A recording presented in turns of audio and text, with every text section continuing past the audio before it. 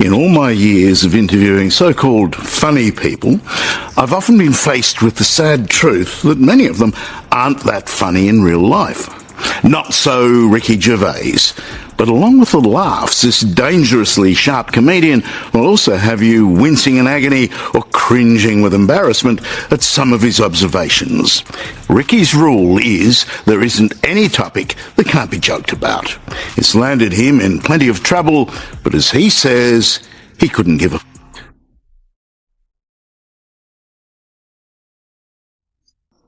Now here's a bloke who died by falling asleep. Henry Francis Gray, who fell asleep. Maybe he was sort of sitting on a tall pole, and then you would die of falling asleep. I like Spike Milligan's. Oh yeah, that's right. Told you I was ill. Life, laughter, and the unavoidable truth. Over the years, I've had the chance to sit down with many so-called funny people. The surprising reality? A lot of them aren't all that funny in person. Not so with Ricky Gervais. His sharp wit and bold humor do more than just make you laugh, they'll make you wince, cringe, and maybe even squirm in your seat. He's the kind of comedian who has no filter and no topic off limits. And while it's landed him in hot water more than once, he's unapologetic. As he puts it, I couldn't care less. Mean fuck all. They mean nothing. The things that people have got furious with you about. For Ricky, humor doesn't have to play it safe, it's about finding the funny, even in the darkest or most uncomfortable situations. Some might call it dangerous, but that's exactly what makes him stand out. In a world that often takes itself too seriously, Ricky's approach offers a refreshing reminder that humor can be a lens through which we see the absurdities of life. And let's face it, sometimes it's the only thing that can make us reflect on life's big questions, like, well, death. In fact, one of Ricky's memorable moments was when he made the case that death is a great teacher. Think about it, posthumous awards? Totally meaningless. We want recognition now, not after we're gone. He makes a valid point. His deadpan humor in the face of such existential topics shows us that reflecting on death might just be the most honest way to truly appreciate life. As Ricky once said, in the fullness of time, all the things that seem important now mean nothing. The things people get upset over, the controversies? In the end, we're all just trying to make sense of this brief moment we call life. And when it's over, well, maybe then people will finally understand. But Ricky isn't just about pushing boundaries or making bold statements. Behind all the edgy humor lies a man who understands what it means to come from nothing. He grew up in a working-class family, the youngest of 4 kids, and saw firsthand the challenges of life. There were moments when he dreamed of being a scientist, a philosopher, even a rock star. But ultimately, it was his sense of humor that became his greatest gift, the thing that carved out his path to success. Ricky's story is a reminder that sometimes life doesn't go the way you plan, but the road you end up on might be better than you ever imagined. And it's that mix of humor, humility, and unexpected success that living by being funny. Well, I didn't. I sort of fell into it. I was always doing it. I was always having a laugh. Everyone does it. You know, the funniest person you know isn't a professional comedian. It's your mate, or your dad, or your uncle. I was always trying to be funny, and you get a job, and you make people laugh at work and at weekends. I never really thought of it as a profession. I can wake up one morning and go, oh, I don't feel like working today. Can I just stay in bed? Oh, I don't know. You better ask the boss. David, can I stay in bed all day? Yes, you can, David. But it's okay to laugh at the absurdity of it all, because in the end, humor is one of the few things we can always rely on. The accidental comedian. When you think about it, there's no real blueprint for becoming a successful comedian. Just ask Ricky Gervais. His path into comedy wasn't planned. It wasn't some grand ambition to become a funny man, it was more of a natural progression. Like most people, Ricky was always cracking jokes, always the one making others laugh. But, as he points out, the funniest person you know isn't usually a professional comedian, it's your friend, your dad, your uncle. For him, comedy was just a part of life. He'd make his colleagues laugh at work, crack jokes with friends over the weekend, but he never saw it as a career path. Even when things started to take off, it wasn't a dramatic shift. It was more like waking up one day and realizing, wait, I'm actually making a living by being funny. In many ways, it was a happy accident. Ricky found himself in a job where humor came naturally. The work wasn't hard, the laughs came easy, and eventually, it turned into something bigger than he ever imagined. Can you imagine waking up and thinking, I don't feel like working today. I'll just stay in bed?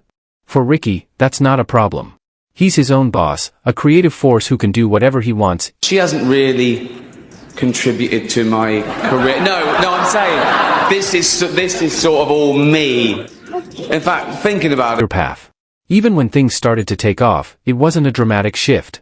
It was more like waking up one day and realizing, wait, I'm actually making a living by being funny. In many ways, it was a happy accident. Ricky found himself in a job where humor came naturally. The work wasn't hard, the laughs came easy, and eventually, it turned into something bigger than he ever imagined.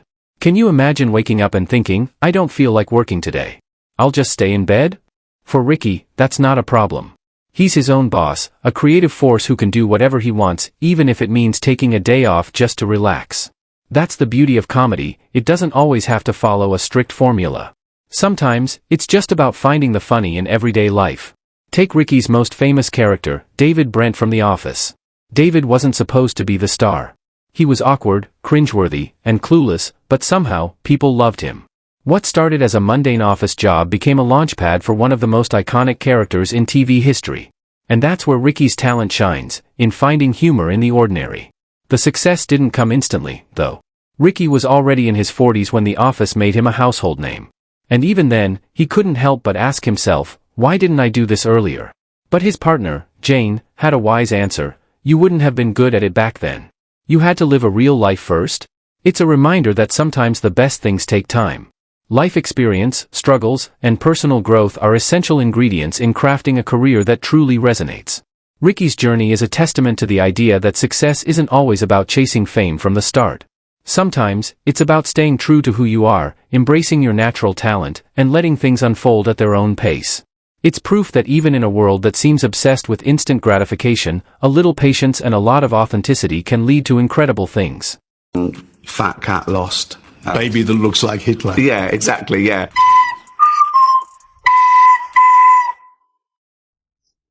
How long did it take you to master the double nostril recorder? A few hours a day for a few weeks, wasn't it? Oh, yeah. Blimey, it did me head in.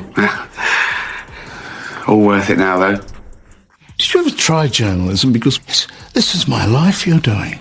Yeah, so... I mean, those appalling interviews and those awful things you get dragged to. All journos have been through that. I quite like that. When I go to a new place, I always look at the local paper and see, you know, the headline, library book overdue.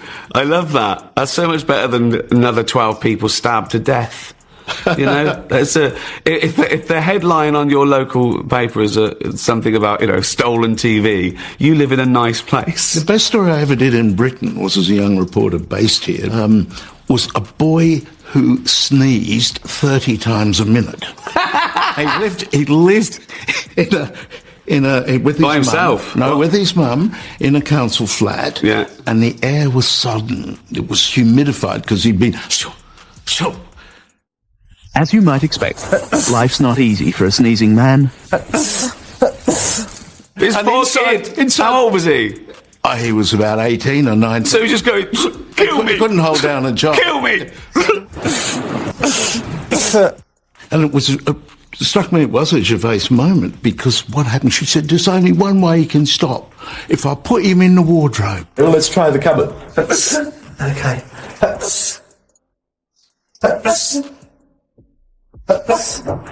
You right? So he was in there, right, with the mum, right, and you were talking to him, and he was on camera, and he was sneezing, That's right, was he? he was, yes, and then he goes into the wardrobe, and I hear... Life, laughter, and the unavoidable truth. Over the years, I've had the chance to sit down with many so-called funny people. The surprising reality? A lot of them aren't all that funny in person. Not so with Ricky Gervais. His sharp wit and bold humor do more than just make you laugh, they'll make you wince, cringe, and maybe even squirm in your seat. He's the kind of comedian who has no filter and no topic off limits. And while it's landed him in hot water more than once, he's unapologetic. As he puts it, I couldn't care less. Take his rule for example, nothing is... Tell people I'm an arsehole. Good luck to you, but I'm going to carry on saying what the fuck I want. And the biggest laugh... That's all I've got on me. That'll do. At Ricky's expense. It's not very often I get paid for doing the interview, you know. Thank you very much. He's actually taken it. That's next on 60 Minutes.